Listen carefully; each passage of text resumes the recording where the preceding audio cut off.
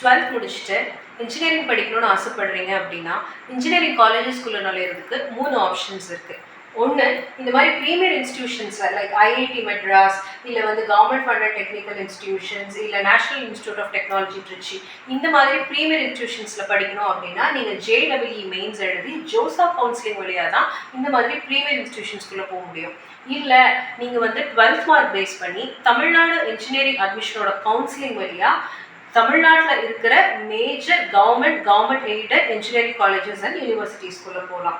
அப்படி இல்லை அப்படின்னா செல்ஃப் ஃபினான்சிங் காலேஜஸ் இருக்கும் இல்லையா, 12th மார்க் பேஸ் பண்ணியும் எடுத்துப்பாங்க, அவங்க டைரக்ட் மேனேஜ்மெண்ட் கோட்டாலே எடுத்துப்பாங்க. எந்த இன்ஸ்டிடியூஷனுக்குள்ளே போகிறோம், எந்த இன்ஸ்டிடியூஷனுக்குள்ளே போகிறதுக்கு என்னென்ன entrance criteria, JEE mains and JoSAA கவுன்சிலிங்கா, இல்லை 12th மார்க் அண்ட் மேனேஜ்மெண்ட் கோட்டாவா, இல்லை 12th மார்க் ப்ளஸ் TNEA கவுன்சிலிங்கா அப்படிங்கிறத நீங்கள் தெளிவாக முடிவு பண்ணிக்கணும்.